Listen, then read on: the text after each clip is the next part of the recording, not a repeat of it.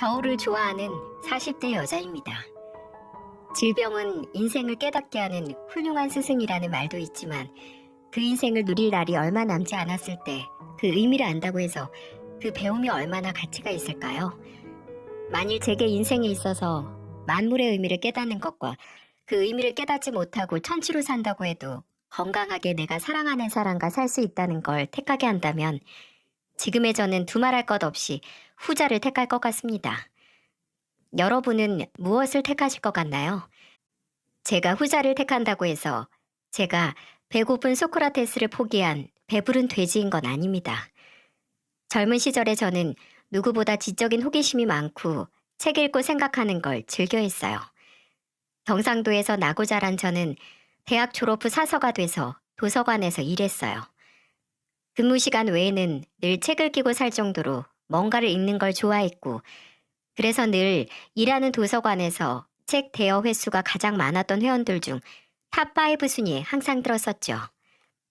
그런 저와 다르게 조선소에서 일하던 남편은 책이라면 아주 질색을 하는 사람이었어요. 연애할 때 남편이 종종 그곳에서 숙식까지 하며 작업을 할 때 제가 가서 심심하면 읽으라고 책을 몇 권 들려보낸 적이 있었거든요. 그럼 남편은 힘들어서 이런 거 읽을 에너지도 없어 라고 하면서도 앞부분은 읽어오더라고요. 근데 본인은 인내심이 없어서 이야기가 진행되는 걸 못 참는데 또 줄거리는 궁금하니까 저한테 읽은 다음에 늘 요약을 원했습니다. 제가 책을 읽고 그걸 간단하게 요약해주면 아, 이제 나도 이 책 다 읽은 거네? 라고 너스레를 떨더라고요. 제가 책은 그렇게 읽는 게 아니라고 사람마다 책을 읽고 해석하고 느끼는 게 다른데 그게 어떻게 읽는 거냐고 어이없어 하면 이렇게 말했어요. 부부는 일심동체래. 어차피 현애랑 나랑 결혼할 건데 이제 생각도 비슷하게 할 거고 그럼 현애가 생각하는 게 내가 생각하는 거랑 똑같지? 이 말을 하면서 얼렁뚱땅 프로포즈를 하더군요. 원래 사람이 좀 어리버리했는데 이럴 때 보면 꽤 여우 같은 구석도 있었네요. 이렇게 능청스럽고 능글맞은 사람이었지만 제가 남편과 결혼을 결심한 계기는 따로 있었어요. 저는 어머니하고 둘이서만 살았는데 어머니는 목욕탕 안에 있는 매점을 운영하셨어요. 목욕탕이 24시간 운영하는 곳이라서 어머니의 매점도 늘 새벽까지 불이 밝았죠. 근데 제가 남편과 연애할 때쯤 어머니가 일하시는 목욕탕에 있는 일대에서 한동안 수상한 사람이 길거리를 다닌다는 흉흉한 소문이 돌았거든요. 어머니는 매점이 밤 12시에 마감을 했는데 아무래도 그 늦은 시간에 퇴근해서 집에 혼자 오신다니 걱정이 이만저만이 아니었어요. 그래서 소문이 잠잠해지기 전까지 제가 마중을 나가려고 했는데 그걸 들은 남편이 그러더라고요. 그 시간에 나갔다가 표적이 제가 되면 어쩌냐고요. 그리고 자신도 어머니가 걱정되니까 본인이 차로 모시고 다니겠다고 했고 한동안 남편은 어머니가 퇴근하는 시간 목욕탕 앞으로 마중을 나가서 집까지 데려다 드리곤 했어요. 어머니는 당연히 너무 미안하고 고마워하셨죠. 근데 남편은 오히려 미안해하는 어머니께 이렇게 해야 제가 밤에 잠을 잘 잔다고 저 밤에 잠 잘 자라고 하는 일이니까 걱정 마시라고 웃어 보였죠. 그때 나보다 내 가족을 더 챙기는 남편을 보고 이 사람과 결혼하고 싶다고 생각을 했어요. 또 남편과 결혼을 할 때 시댁에서는 1억이 되는 결혼 자금을 지원해 주셨는데요. 어머니는 그걸 고마워하시면서도 동시에 불편해하셨어요. 시아버지께서는 공무원으로 근무 중이셨고 시숙님께서도 공무원이셨거든요.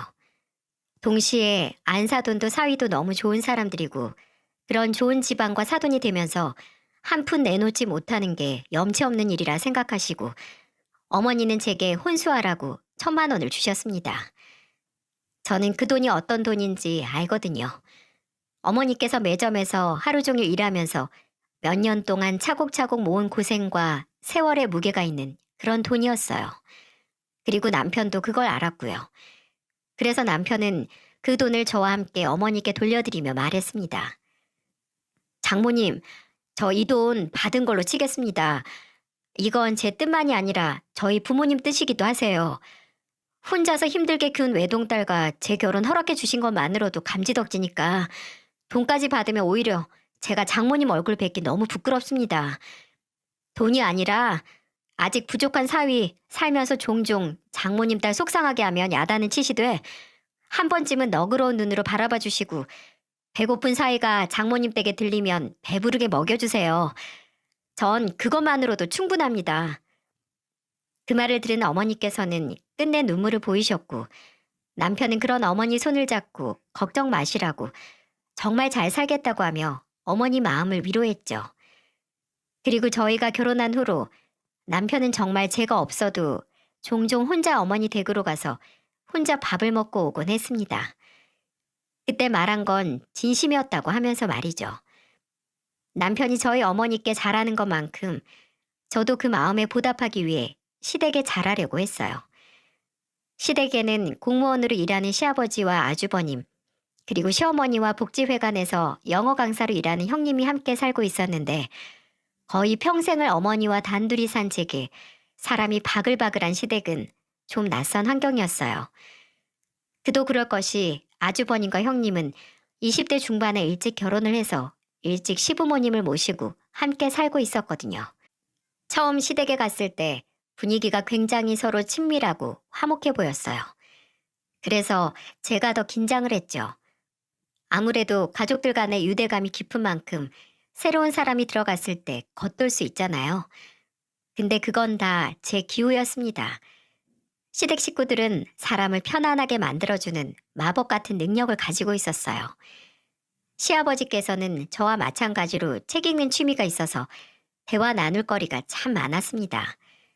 제가 사서라는 걸 먼저 알고 계셨던 시아버지께서는 저를 본인의 서재로 부르셔서 넓은 방 양쪽 벽에 무수히 꽂힌 책을 구경시켜 주셨어요. 그리고 약간 의기양양하게 저를 보시곤 웬만한 도서관보다 낫지? 라고 말씀하셨고요. 그중엔 정말 오래된 책들도 심지어 구하기 어려운 초판본도 있어서 제가 호기심 어린 얼굴로 책을 꺼내보면 원하는 만큼 빌려가라고 하셨죠. 시어머니는 제가 어김없이 시댁에 갔을 때 책을 꺼내 읽고 있으면 옆에 커피를 놔주시고 본인도 곁에 앉아 차를 드시며 저를 가만히 쳐다보시곤 했어요. 제가 고개를 들어서 "왜요, 어머님?" 하고 물으면 살포시 미소를 지으시며 "그냥 보기 좋아서" 라고 하셨죠.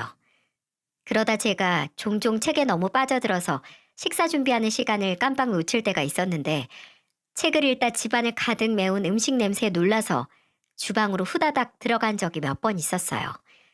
국을 푸시던 시어머니께 다가가 제가 안절부절 못하면서 죄송해하면 시어머니는 호탕하게 웃으시며 "됐다, 됐어. 얼마나 재밌는 책인지 나중에 나도 무슨 얘긴지 알려주렴." 이라고 말씀하셨죠. 그럴 때면 역시 남편과 모자 사이가 맞다는 걸 확신하게 됐습니다.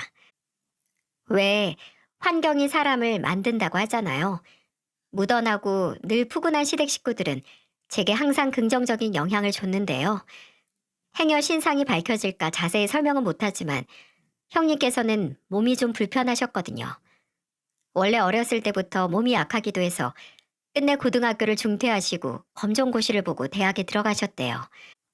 처음에 저는 형님을 낯을 많이 가리는 사람이라고 생각했었는데 나중에 어느 정도 시간이 지나 친해졌을 때 형님이 그러시더라고요. "사실 내가 몸 불편한 것 때문에 어렸을 때 사람들 시선에 민감해져서 대인 기피증도 있었거든. 지금은 뭐 센터에서 강사 일하면서 많이 나아졌지만 가끔 그때 버릇이 나와서 사람하고 가까워지는데 시간이 좀 걸려." 그 얘기를 듣는데 이해가 가더라고요. 사람이 대중교통이나 사람들 많은 곳에서 잠깐만 시선이 쏠려도 숨고 싶고 불편해지는데 어렸을 때부터 그런 시선을 받아왔으면 당연히 그럴 수도 있다고 생각을 했어요. 형님은 본인이 센터에서 영어 강사 일을 하면서 동시에 센터에 오는 학생들을 상대로 멘토링 강의도 했었는데요. 대부분 형님처럼 몸이 불편한 학생들이었어요. 형님을 만날 때마다 놀랐던 건 형님의 휴대폰이 진짜 쉴 새 없이 울렸다는 거였습니다. 거의 5분 간격으로 문자가 오기도 하고 몇 시간 간격으로 전화가 올 때도 있었어요. 제가 의아해서 형님 쉬는 날 아니냐고, 어디서 오는 거냐고 물으면 센터에서 본인이 가르치는 학생들이라고 하더라고요. 형님이 좋은 선생님인 만큼 의지하는 학생들이 많은 건 알았지만 그래도 이러면 쉬는 날이 쉬는 날 같지 않겠다고 말하니까 그래도 형님은 오히려 아예 연락이 없는 것보다 이렇게 연락하는 게 마음이 놓인다고 하더라고요. 아예 몸의 장애로 마음의 문을 꽉 닫아버린 학생이 되기 전에 이렇게 뭐든 말하는 사람을 만나게 되면 몸의 장애가 마음까지 전이 되지 않는다고요. 또 형님은 건강 문제로 아이를 갖지 못했는데 그래서 더 학생들에게 마음을 쓰는 것 같았습니다. 자신을 믿고 의지하는 학생들을 마음으로 품어서 정말 자식처럼 생각하는 거죠. 그런 형님은 제게 참 존경스러운 사람이었어요. 저와 나이 차이도 한 살밖에 나지 않는데 뭔가 더 어른스럽게 느껴졌었죠. 제가 결혼하고 나서 1년 뒤에 임신을 했을 때 솔직히 시댁에 제 임신 소식을 알리는 게 좀 힘들었어요. 제 노파심이었지만 행여 건강 문제로 임신을 못한 형님이 제 임신 소식을 듣고 조금 속상해하시면 어쩌나 걱정이 됐거든요. 형님이 얼마나 아이들을 좋아하는지 알기에 더 생각 없이 시댁에 연락해서 제 기쁨의 소식을 신나게 말할 수 없었죠. 남편은 그런 제게 형수님은 오히려 더 축하해 주실 거라고 그런 걱정하지 말라고 했지만 제가 형님을 좋아하고 또 존경하는 마음이 커서 선뜻 나설 수가 없었습니다. 근데 제 괜한 고민을 말하기도 전에 눈치 빠른 형님은 제 임신을 먼저 알아채셨더라고요. 시어머니께서 깍두기가 맛있게 익었는데 좀 가져가라고 저를 부른 날, 저는 김치통을 뚫고 풀풀 나는 팍 익은 김치 냄새에 표정 관리를 하느라 진땀을 빼고 있었어요. 제가 원래 김치는 겉절이보다 팍 익어서 군내가 나는 김치를 좋아하는데 임신을 하고 나니까 익은 김치 냄새에서 생지옥을 느꼈습니다. 그래도 아직 시댁에 임신 소식을 알릴 마음의 준비가 안 돼서 애서 맛있겠다고 감사하다고 하면서 김치를 챙겼는데 그때 저를 가만히 보던 형님이 제게 잠깐 이리 와보라고 하더니 본인 방으로 저를 데리고 가더라고요. 그러더니 하는 말이 글쎄, 동서 솔직히 말해. 혹시 임신했어? 어디서 제 심장 떨어지는 소리 안 들렸나요? 이때 제 머릿속에서는 정말 오만 가지 생각이 다 들었습니다. 머릿속은 팽팽 도는데 말은 못하는 저를 보고 형님은 갑자기 픽 하고 웃으면서 그러시는 겁니다. 그럴 줄 알았어, 동서. 나 때문에 말 못했구나. 혹시나 내가 듣고 속상할까봐. 아유, 진짜 고민을 사서 한다니까. 뭐하러 그런 걱정을 해. 나 임신 못하는 거 이미 오래전부터 알고 있어서 새삼스러운 것도 아닌데. 동서가 나 생각해주는 건 진짜 고마운데 안 그래도 돼. 가족이 뭐야? 좋은 일 있으면 다 같이 나누고 기뻐하고 슬픈 일도 나누는 게 가족인데 내가 동서가 임신했다고 괜히 질투하고 심술 부리겠어? 걱정 말고 빨리 어머님한테 가서 말해. 어머님 첫 손주 생겼다고. 그래서 그날 시어머니께 제 임신 소식을 알렸습니다. 시어머니는 들고 있던 리모컨을 내팽개치면서 좋아하셨고 형님도 마치 본인 일처럼 저를 축하해 주셨죠. 나중에 제가 딸을 낳았을 때도 또 2년 뒤에 아들을 낳았을 때도 형님은 변함없이 저를 축하하고 또 축복해 주셨습니다. 그런 때가 있었어요. 복작복작 가족들 틈에 둘러싸여서 모든 걸 함께 나누는 그런 때요. 저희는 매년 함께 계절을 나고 함께 여행을 하고 좋은 일이 있으면 가장 먼저 서로에게 알렸고 슬픈 일이 생기면 누구보다 먼저 알고 곁을 지켰습니다. 저희 어머니가 초기 당뇨 진단을 받고 제가 힘들었을 때도 시부모님께서는 주변 지인 중에 당뇨인 사람이 있는데 평소 식단에만 신경 쓰고 관리만 하면 괜찮다더라. 너무 염려 말라고 저를 위로해 주셨고 시숙님은 친구가 근무하는 병원을 알아봐 주시기도 하셨어요. 사람은 어쩔 수 없이 누군가와 함께 있음에도 외로움을 느낄 수밖에 없다는데 저는 결혼하고 단 한순간도 외로움을 느낄 새가 없이 살았어요. 그리고 그 일상은 영원할 것이라고 근거 없는 믿음을 가지고 있었어요. 왜 주변에 이런저런 소식들을 접하다 보면 그런 이야기 들을 때 없으신가요? 저 집에 작년에 아들이 세상을 떠나더니 올해 어머니마저 갔다더라. 아버지가 암에 걸렸는데 유전인지 딸까지 저번에 유방암 선고받아서 항암 치료 중이더라. 이렇게 갑자기 불행이 한 번에 들이닥쳐서 주변에 이야깃거리가 되는 그런 집안이요. 저도 20대였던 시절에 제 친구의 친척 오빠가 예전에 사고로 세상을 떠나고 그 슬픔을 못 이긴 어머니가 극단적인 선택을 했다는 그런 얘기를 들은 적이 있었어요. 그때는 그저 아, 그런 일이 있구나. 참 안 됐다, 딱하다.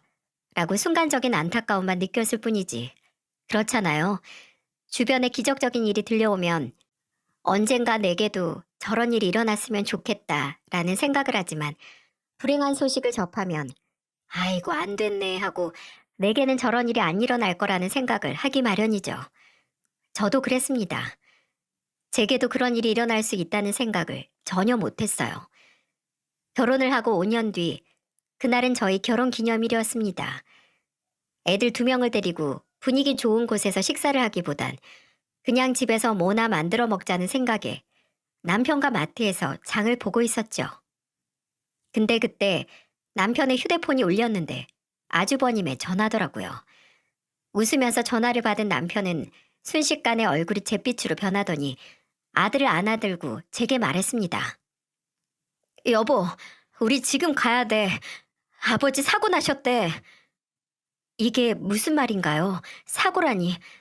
마음속으로는 무슨 사고인지 얼마나 심각한 건지 5만 가지 질문이 생각나는데 당장 사색이 된 남편을 보고 차마 입이 떨어지지 않아 일단 저도 딸을 안아들고 차가 있는 주차장으로 향했습니다. 그리고 가는 길에 어머니 댁에 가서 애들을 맡기고 저와 남편은 아주버님이 알려준 병원으로 갔습니다. 시아버지는 자전거를 타러 나가셨다가 음주운전 차량에 치여 대퇴골 골절과 두부 손상 등 중상을 입으셨고 그로 인한 대형 수술을 받으시다 수술대 위에서 세상을 떠나셨어요. 정말 현실 같지가 않았어요. 정말 끔찍한 악몽을 꾸는 것 같았습니다. 수술실 앞에서 남편도 시숙님도 형님도 바닥에 주저앉아서 소리도 못 내고 우시던 시어머니는 쓰러지셔서 입원을 하셔야 했죠. 당장 사망 선고를 받고 장례까지 치러야 하게 됐는데 저희 모두 길을 잃은 아이처럼 제대로 된 사고도 행동도 할 수 없었어요.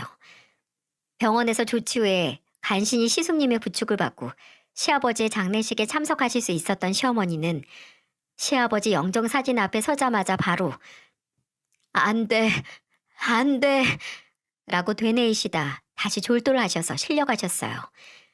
시어머니는 차마 그 상실의 무게를 감당하지 못하셔서 시아버지가 가시는 길을 끝내 배웅하지 못하셨습니다. 꽤 오래 시댁에는 무거운 먹구름이 자리 잡았어요. 저희 모두의 슬픔과 상실은 분노가 돼서 음주운전을 한 가해자에게 향했고요. 처음에는 절대로 합의를 해줄 생각이 없었습니다. 저희 시아버지의 목숨을 앗아간 그 무책임하고 끔찍한 선택에 대한 벌을 받게 해주고 싶었어요. 하지만 가해자 측에서는 끝까지 합의를 제안해왔습니다. 징역을 받아도 감형을 위해서 합의금을 제시해온 거죠. 근데 사람의 모습에 값을 매긴다는 게 말이나 되나요? 저희 가족 중 누구 하나 그 합의금을 받을 생각을 안 하고 오로지 가해자에게 엄중한 처벌이 내려지기만을 바랐어요. 가해자 측 변호사는 가해자가 애가 셋인 가장이라고 제발 선처를 부탁한다고 했지만 애가 셋이면서 대체 무슨 정신머리로 음주운전을 하나요? 저희 모두 코웃음 치면서 헛수고하지 말라고 했지만 시어머니께서는 다르셨어요.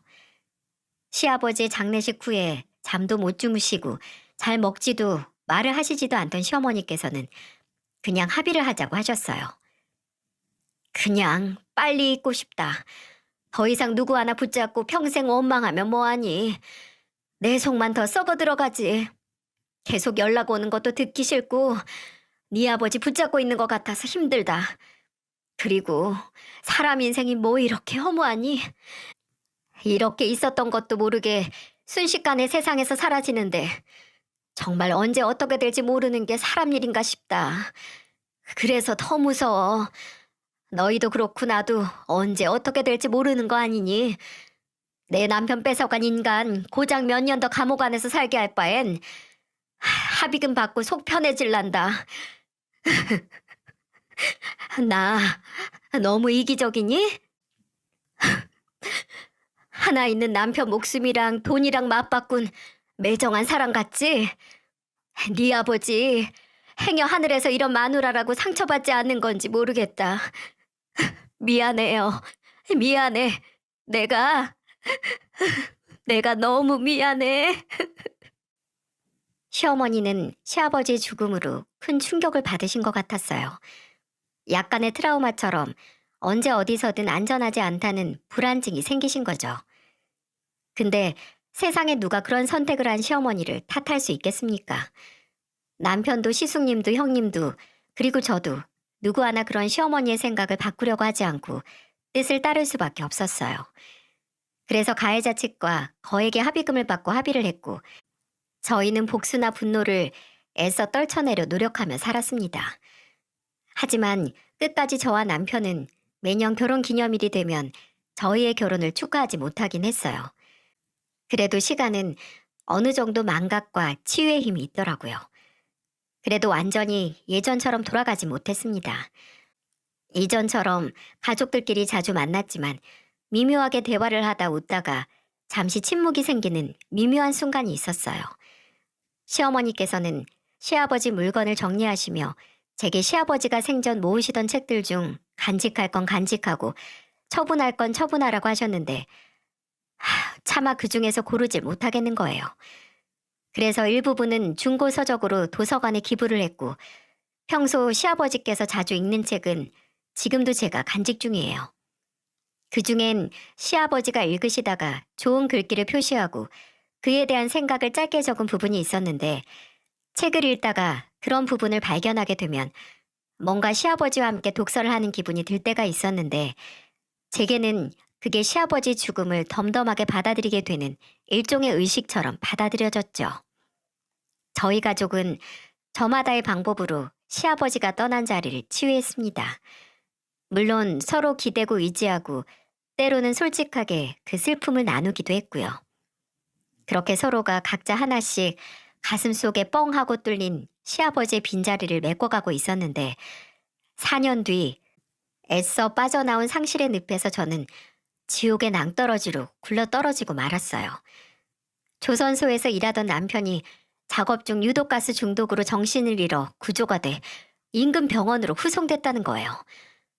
병원에서는 환자가 위독하니 보호자분께서 바로 오셔야 한다고 했고 당시 집에 막 도착한 저는 다시 신발만 신고 밖으로 뛰쳐나왔어요. 병원으로 향하는데 손발은 떨리지. 그런데 집에 있는 애들은 걱정되고 당장 다른 가족들에게 알려야 하는데 손가락이 제대로 안 움직여서 몇 번을 주먹을 쥐었다 폈다 하고 숨을 고른지 모르겠어요. 일단 형님에게 전화를 드렸고 형님은 시숙님과 함께 저희 집에 가서 애들을 데리고 시댁에 데려다 놓을 테니 걱정 말고 병원에 도착해서 전화 달라고 하셨어요. 애들 데려다 놓고 우리도 병원으로 가겠다고 하시면서요. 하지만 병원에 도착하자마자 저는 형님에게 전화드리는 걸 잊었습니다.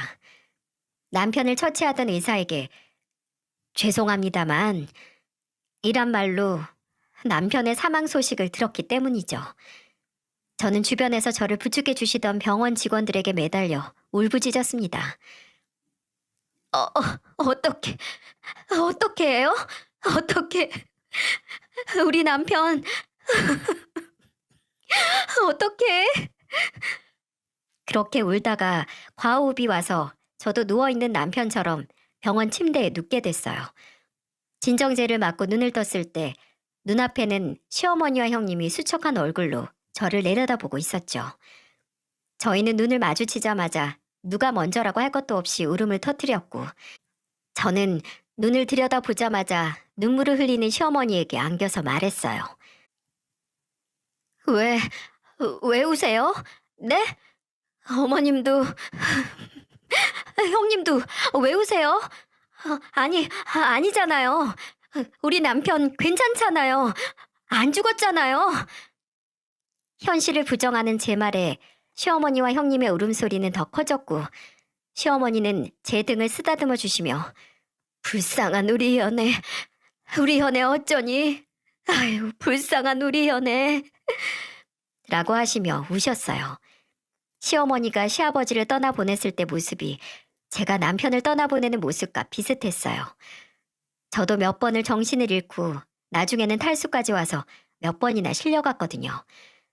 사람이 감당할 수 없는 정도의 스트레스를 받으면 그대로 넘어가더라고요. 근데 그 순간마다 정신을 차리고 눈앞에 천장이 보이면 일어나야겠다는 생각은 안 들고 이대로 다시 눈을 감고 싶다는 생각이 간절했어요.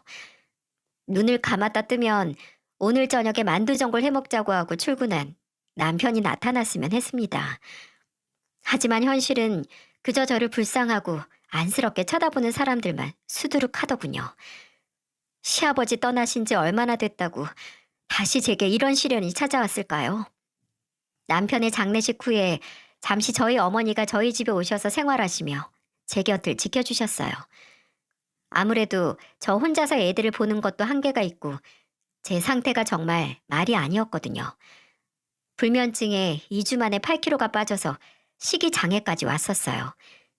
식이장애는 병원을 다니며 나아졌지만 그때 빠진 살은 지금도 뭘 해도 안 붙더라고요.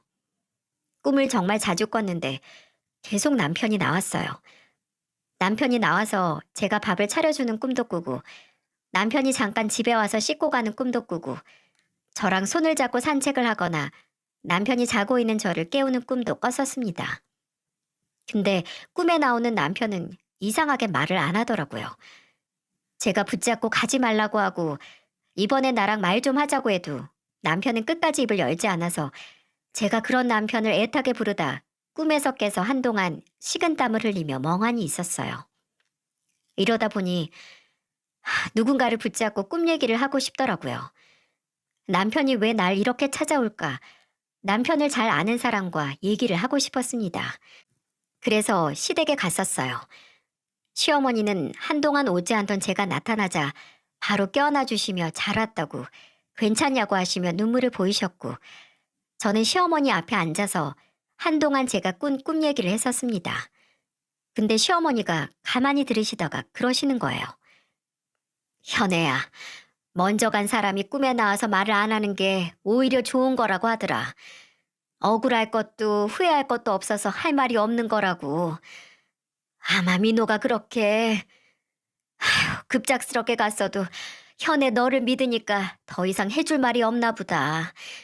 네가 누구보다 애들하고 잘 살 걸 아니까. 그래도 얼굴은 보고 가고 싶으니까 와서 얼굴만 보고 가는 게 아닐까? 그러니까 너도 민호가 안심할 수 있게 이제 그만 힘들어하고 그냥 잘 살기만 하자. 잘 살 수 있게 그것만 생각해. 알았지? 이게 뭐야. 며칠 만에 얼굴이 반쪽이 돼선. 이러니까 민호가 계속 와서 우리 현애 잘 먹나 살은 좀 오르나 보고 가지. 시어머니의 말씀을 듣고 꿈속에서 마주했던 남편의 눈빛이 생각나면서 그래, 내가 이러면 안 되지. 어쩌면 내 그리움과 아픔이 남편을 잡고 있을 수도 있겠다는 생각이 들더라고요. 영원히 기억은 하되 그 기억에 슬픔을 적시지 말자 하고 마음을 다잡았어요. 그 후에는 안 하던 외출도 하고 상담과 수면 치료를 하면서 일단 잠을 잘 잘 수 있게 노력했습니다. 새삼 정말 잠을 잘 수 없으니 일상이 쉽게 무너지더라고요. 어느 정도 4~5시간 동안 깨지 않고 잘 수 있게 되니 머릿속이 개운해지고 비관적인 생각도 들지 않았어요. 또 시댁에도 자주 찾아갔고요. 일주일에 3번은 가서 어머님하고 형님하고 점심을 먹기도 했네요. 주말에는 시숙님까지 해서 저녁 식사를 했고요. 그냥 어떻게든 나와 함께 남편을 기억하고 있는 사람들 틈에서 위로를 받고 남편에 대한 기억을 공유하는 게 제가 제 상처를 치유하는 방법이었어요. 이제 괜찮다고, 괜찮을 거라고 생각을 하고 3달 정도 시간이 흘렀어요. 언제나 저를 환영해 주시고 언제나 제 편이 되어 주실 것 같은 시어머니께서 안 하시던 행동을 하시더라고요. 어느 순간 제가 시댁에 찾아가도 그냥 차만 마시고 피곤하다시며 바로 안방으로 들어가시기도 했고요. 또 다른 날은 아예 방에서 나오지도 않으셨어요. 저는 그때 시어머니께서 어디가 편찮으신 게 아닌가 해서 불안해졌습니다. 그래서 형님에게 말했죠. 어머니께 무슨 문제가 있는 게 아니냐고요. 근데 형님도 아주버님도 그냥 체력이 좀 떨어지시는 게 요새 피로감을 잘 느끼신다고 그런 말만 하시더군요. 그렇다면 운동이 부족한 게 아닌가 싶어서 저는 배드민턴이나 그냥 가벼운 산책을 함께 하자고 시어머니께 권유했어요. 근데 시어머니는 필요 없다고 하시며 제게 이렇게 말씀하시는 겁니다. 근데 현애 넌 언제까지 놀 거니? 너도 이제 다시 일이든 뭐든 시작해야지. 허송세월 보내지 말고. 좀 당황했습니다. 둘째를 낳고 저는 일을 쉬고 있었는데 아무리 남편이 떠나고 제가 두 아이를 책임져야 하는 상황이긴 하지만 1년도 지나지 않아 바로 일을 하지 않느냐 눈치를 주는 듯한 시어머니의 말씀에 좀 서운하기도 하더라고요. 그래도 우리 어머님이 나를 생각해서 걱정돼서 하는 말이겠거니 생각하고 그러게요. 지금 저 받아주는 곳이 있을까요? 라고 가볍게 대답했던 것 같네요. 근데 그 후에도 시어머니는 아예 아주 찾아오는 저 자체가 문제라는 듯한 말을 자주 하셨어요. 어느 날은 같이 제가 사온 케이크를 잘라서 커피와 함께 먹다가 문득 이러셨어요. 너 언제까지 이렇게 자주 찾아올 거니? 내가 저번부터 말하고 싶었는데 여기가 뭐 방앗간도 아니고 계속해서 찾아오면 나도 그렇고 민중이도 그렇고 경원이도 그렇고 좀 불편할 것 같지 않니? 갑자기 왜 그러세요, 어머님? 혹시 제가 찾아오는 게 불편하세요? 아무래도 그렇지. 우리도 우리 식구들끼리 그냥 편하게 있고 싶은데 너 오면 안 먹던 반찬도 꺼내야 하고 손님인데 뭐든 내와야 하고 우리 식구 그 말을 듣는데 와 가슴이 지끈거리더라고요. 그 식구에 저는 안 들어간 건가요? 그날은 너무 당황스럽고 서운해서 그냥 집으로 왔습니다. 그렇게 저도 마음이 불편해서 시댁에 안 찾아갔었는데 며칠 뒤 시어머니께서 저를 부르시더라고요. 저는 시어머니께서 그날 일에 대해 제게 사과를 하시고 오해를 푸시려고 하시나 하는 마음에 시댁으로 갔는데 시어머니는 아예 그날 제게 했던 말을 확인 사살하기 위해 부르셨던 거였어요. 현애야, 이 말 듣고 네가 너무 상처받지 않았으면 좋겠는데 이제 이 집에 안 찾아왔으면 좋겠구나. 네? 어머님, 아니, 왜요? 제가 혹시 뭘 잘못했나요? 아니, 네가 뭐 잘못한 게 있어. 그냥 연이 다 된 거지. 민호도 그렇게 갔는데 언제까지 혼자 된 며느리랑 이렇게 자주 보는 것도 영 왜 그래야 하는지 모르겠다. 솔직히 너 보면 나도 계속 민호 생각이 나서 괴로워. 그러니까 너도 이제 그만 찾아오고 네 인생, 네 새끼들이랑 살아라. 너도 나 보면 민호 생각나지 않니? 아직도 거실에 있는 민호 사진 보고 우는 애가 언제까지 제자리 걸음하려고 여길 찾아와. 이제 그만하자. 저는 그런 시어머니의 말씀에 매달렸죠. 갑자기 왜 그러시냐고. 뭐가 불만이시면 고치게 말을 해달라고 해도 시어머니는 고개를 단호하게 저으시며 입을 꾹 다무셨어요. 그 후로도 몇 번씩 시댁에 찾아갔지만 시어머니께서는 저를 만나주지 않았고 얼굴을 마주한다고 해도 제가 없는 것처럼 쳐다보지 않으셨어요. 이미 마음속에서 저라는 존재를 정리하신 것만 같아서 충격적이고 또 배신을 당한 것만 같아서 너무 서러웠어요. 저는 더 이상 말을 해도 저를 봐주지 않는 시어머니를 보다 얼굴을 축축하게 적신 눈물을 닦고 말했어요. 저 자체가 어머니께 먼저 간 아들 생각나게 해서 고통을 줄지 생각도 못했어요.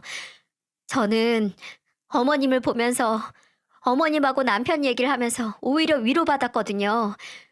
근데 어머님은 그게 아니었나 보네요. 죄송합니다. 어머님이 원하시는 대로 눈앞에 안 나타나고 잘 살게요. 지금까지 감사했습니다. 어머님, 건강하세요. 나중에 형님이 저를 찾아와 어머님도 그동안 고민을 많이 하셨고 동서가 왔다 가면 매일 우셨다고 설명을 해주셨어요. 자식을 떠나보낸 마음이 아마 쉽게 아물지 않을 거고 아마 평생 아물지 않을지도 모른다고 하셨죠. 그래도 동서를 아끼지 않는 건 아니니까 힘든 일이 있으면 본인에게 연락하라고 저를 위로해주고 갔습니다.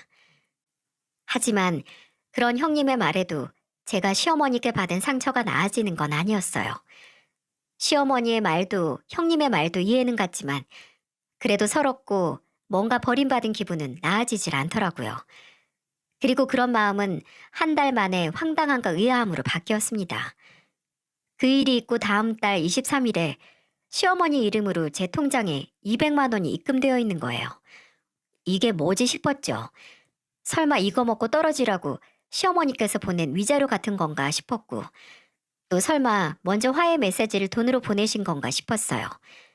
근데 그때는 제 마음에도 좀 배신감이 남아있던 터라 다시 그 돈을 돌려보냈어요. 근데 몇 분 뒤에 그 돈이 다시 돌아오는 겁니다. 그래도 받고 싶지 않아서 다시 돌려보냈는데 몇 시간 뒤에 아주버님에게 전화가 왔어요. 재수 씨, 갑자기 돈이 들어와 있어서 놀랐죠? 먼저 말 못해서 미안해요. 그 돈 어머니가 지아랑 지성이 앞으로 중학교 들어가고 초등학교 들어가면 학원비라도 보태고 싶으셔서 보내시는 거라니까 그냥 받아요. 재수 씨도 어머니가 재수 씨 미워서 그렇게 보낸 거 아니라는 거 알잖아요. 그냥 본인도 살려고 사지 하나 잘라내는 심정으로 재수 씨 보낸 거니까 어머니 마음 조금이라도 편안하게 해줘요. 그 전화를 하고 몇 분 뒤에 제가 도로 돌려보냈던 200만 원이 제 통장으로 돌아왔고, 저는 다시 그 돈을 돌려보내지 않았습니다. 그리고 따로 애들 교육비를 위한 통장을 만들어서 그 돈을 넣었어요. 근데 그 다음 달 23일에 또 200만 원이 들어온 겁니다. 그리고 이번엔 형님이 만나서 식사 한번 하자고 저를 불렀고, 제게 아마 앞으로 시어머니께서 계속 200만 원씩 돈을 보낼 거라고, 그러니까 부담스러워하지 말고 그냥 다른 생각하지 말고 받으라고 하시더군요. 동서한테 미안해서 보내는 거니까 받으라고요. 그렇게 5년 동안 시어머니는 꼬박꼬박 매달 23일이 되면 200만 원씩 제게 보내셨어요. 그 돈은 애들 통장에 차곡차곡 모여서 종종 학원비나 용돈, 애들 물건을 사는 생활비로 쓰였어요. 그리고 그동안 정말 시어머니와는 단 한 번의 연락도 하지 않고 정말 가끔 형님이나 시숙님하고만 안부 연락을 했었어요. 저는 저대로 다시 일을 시작해서 동네 책방에서 아르바이트를 했었고, 어느덧 딸은 중학교 졸업을 앞두고 둘째는 중학교에 입학했습니다. 그때는 그냥 영영 그렇게 애틋하고 특별했던 시댁과는 이대로 끝일 거라고 생각했어요. 그나마 형님하고 연락은 하지만 언젠가 이것도 끊길 거라고요. 예전에 다 같이 복잡거리던 시절을 그리워하곤 했죠. 그렇게 시어머니와 연락을 끊은 지 5년이 지나가던 초겨울에 저는 모르는 번호로 문자를 한 통 받았어요. 문자는 그냥 딱 한 단어만 있었습니다. 현애야.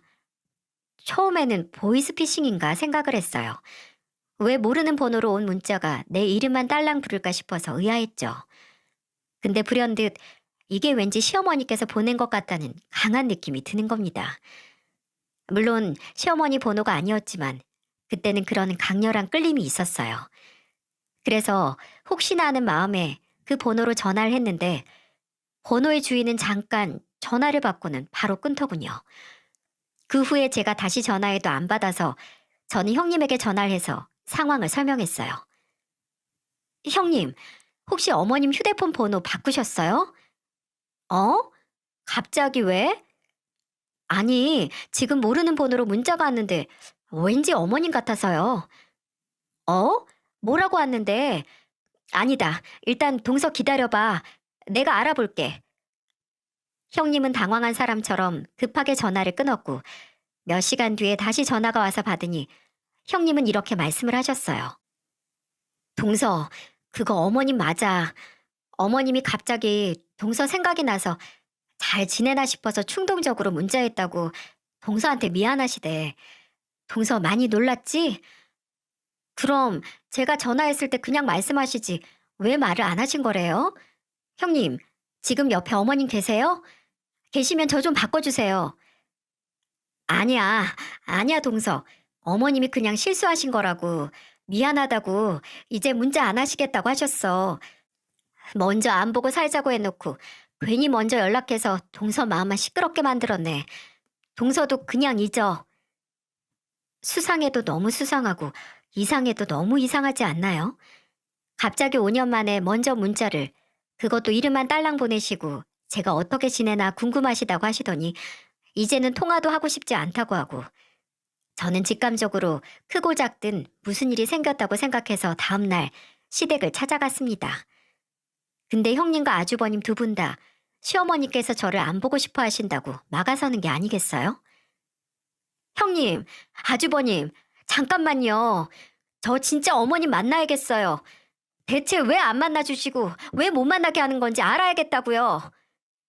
잠깐만, 동서, 좀 진정 좀 해봐. 이러면 어머님만 힘드시고 동서도 힘들어. 그러니까 일단 오늘은 그냥 가. 내가 다시 연락해 줄 테니까 제발, 어? 대체 왜 절 안 만나주시는 걸까요? 5년이 흘러도 제가 어떻게 사나 궁금해 하실 거면서 대체 뭐 때문에요? 그 답답한 궁금증은 3일 뒤에 풀리게 됐어요. 형님은 제게 약 12분가량의 동영상을 찍어서 보내왔습니다. 연락을 해준다는 형님이 불현듯 보낸 영상을 불안한 마음 반, 궁금한 마음 반으로 애써 터질 듯이 두근거린 심장을 진정시키고 확인을 했어요. 그 영상에 나타난 사람은 바로 이제는 잘 알아보기 힘들 정도로 나이가 들긴 했지만 그때 나는 지그시 바라보는 눈빛은 변하지 않은 시어머니였어요. 영상이 시작되면서 시어머니는 영상을 찍어주는 사람에게 또 이상한 말하기 전에 빨리 찍자라고 어눌한 발음으로 말씀하시며 카메라 쪽을 바라보고 제 이름을 부르셨어요. 현애야, 참 오랜만에 네 이름 이렇게 소리내서 불러본다. 꿈에서만 불렀는데 이렇게 오랜만에 불러도 어제 불러본 것 마냥 입안에 맴도는 게 내가 생각보다 널 더 그리워했나 보다. 어쩌면 현애 너는 아직 날 미워할 수도 있겠지만 현애야, 나를 너무 원망하지 마렴. 네가 하루빨리 우리 가족들한테서 벗어나야 새 출발도 할 수 있지 않을까 해서 그래서 널 내친 거였으니까. 너는 너무 젊고 지금까지 산 날보다 살 날이 훨씬 많은데 언제까지 먼저 간 내 아들만 그리워할 순 없잖아. 그리고 나는 그냥 너한테는 늘 강하고 당당한 시애미이고 싶어서 내가 욕심을 냈어. 민중이는 내 아들이고 경원이는 오랫동안 맏며느리로서 함께 살며 내 곁에서 날 지켜서 내가 무슨 모습을 보여도 부끄럽지 않지만 10년이 지나도 늘 아이 같던 너한테는 차마 내 부끄러운 모습을 보여주고 싶지 않았다. 미안하다 현애야. 내 욕심 때문에 괜히 네가 상처를 받은 것 같아서 늘 마음이 안 좋았어. 그래서 조금이라도 내가 네 인생에 그리고 애들 인생에 도움이 되고 싶어서 돈을 보내왔던 거고. 행여 그저 돈으로 해결하려는 단순한 노인네라고 생각 안 했으면 좋겠구나. 여러분은 세상에서 딱 한 가지 질병을 없앨 수 있다면 뭘 없애고 싶으신가요? 세상엔 무서울 정도로 몹쓸 질병이 참 많지만 저는 그 중에서도 치매를 사라지게 만들고 싶습니다. 영상 속 시어머니는 본인이 기억을 잃어가고 있다고 말씀하셨어요. 몇 달 전 환시를 보기 시작했고 지금은 해가 지면 나도 모르는 행동을 하고 말을 한다고 하셨죠. 그때의 나는 내가 아니기도 하고 나이기도 하고 그래서 무섭고 두려운데 예전의 기억이 현실의 기억과 맞물리고 뒤섞이면서 제게 문자를 보냈을 때도 예전의 기억만 남은 상태에서 갑자기 제가 보고 싶어서 본인도 모르게 보내셨다는 거죠. 시어머니는 그렇게 말씀을 하시고 한동안 멍하니 허공을 바라보시다가 영상 건너편에서 아주버님 목소리로 들리는 사람이 어머니, 어머니 하고 부르니 눈을 몇 번 깜빡거리시고 다시 말을 이어가셨어요. 몸이 곪아가는 것보다 기억이 곪아가는 게 더 비참하고 힘들더구나. 그래도 아직 제정신이 아닐 때보다 제정신일 때가 더 많은데도 이렇게 우리 아들하고 며느리 고생시키는데 시간이 더 지나면 어떻게 될까 무섭고 두렵고 그래. 근데 그런 내 남은 인생에 너까지 끌어들이고 싶지 않아서 그나마 정신이 온전할 때 내 목소리로 너한테 마음을 전하고 싶어서 이렇게 영상을 찍어달라고 해서 찍게 됐다. 현애야, 괜히 다시 연락해서 미안하다. 그리고 고마워. 그래도 너랑 보내온 10년이란 시간 동안 참 행복했어. 얼마나 행복했으면 지금도 잠깐 정신이 온전치 못하면 그 시절로 가장 많이 돌아가나 보다. 저번에는 경원이한테 내가 글쎄 현애라고 불렀다고 하던데 어째 영 난 기억이 안 나네. 아휴, 경원아, 나 피곤하다. 이제 그만해야겠어. 그러다 갑자기 힘이 훅 하고 빠지신 것처럼 시어머니는 앞에 있던 형님에게 손을 뻗더니 급하게 영상을 마무리하셨어요. 그 몇 분 말하는 것도 힘이 들 정도로 몸이 쇠약해지신 겁니다. 그 영상을 보고 바닥에 웅크려 누워서 울다가 또다시 영상 속 시어머니 얼굴을 보고 또 울고, 그리고 끝내 내가 무슨 고생을 하든 상관없다, 시어머니를 만나고 싶다는 생각만 들게 됐어요. 그래서 또다시 이번에는 절대 뒤돌아오지 않겠다는 생각으로 시댁으로 향했죠. 그리고 또 제 앞을 막아선 형님과 시숙님에게 이제는 무릎까지 꿇어가면서 제발 만나게 해달라고 울었어요. 형님과 시숙님은 당황해하다가 저를 일으키며 집 안으로 들여보내줬습니다. 몇 년 만에 들어오게 된 시댁을 둘러볼 정신도 없이 저는 홀린 것처럼 시어머니 방으로 들어갔고, 그곳에는 보호사로 보이는 분과 병원용 침대에 상체 기대고 앉아있는 시어머니를 마주할 수 있었습니다. 어, 어머니, 누구야? 넌 누구냐? 절망적이었어요. 드디어 시어머니를 만나게 됐는데 저를 처음 보는 사람처럼 멍하니 보는 시어머니는 너무 늙으셨고 너무 작아지셨고 또 너무 약해 보이셨어요. 차마 다가가지도 못하고 주저앉아 우는데 제가 아는 시어머니가 아닌 시어머니는 그런 제게 약과를 내미시며 말씀하셨죠. 이거 줄 테니까 울지 말라고. 나중에 형님과 시숙님에게 듣기로는 2년 전부터 크게 건강에 문제는 없었는데 그냥 기력이 떨어지셨다고 해요. 그리고 한번 장에 염증이 나셔서 병원에 입원을 하셨고 그 후로 침대에서 생활하시게 됐다고요. 그리고 영상에서 나왔듯이 잠에 깼을 때 몇 번 환시를 보시고 그걸 현실과 구분을 못하시더니 이젠 아예 치매 증상이 나타나고 있어서 조금이라도 증상을 늦출 수 있게 보호사를 불러서 예방치료도 하고 있다고요. 저는 시어머니가 하루하루 기력이 약해지고 기억을 잃어갈 때 종종 시어머니가 왜 나를 버리셨을까 원망했는데 제가 보이지 않는 곳에서 시어머니는 치열하게 자신의 병환과 멈출 수 없는 노화로 인한 변화를 겪으며 싸우고 계셨던 겁니다. 더 이상 내쳐졌다고 자기 연민에 빠져 있을 수 없었어요. 저는 형님과 아주버님에게 시어머니께서 뭘 원하시든 이제 나도 가족으로서 조금이라도 남은 시어머니의 여생에 함께 하고 싶다고 말했습니다. 진실을 알고서 저 혼자 잘 살면 그 인생에 무슨 가치가 있겠어요.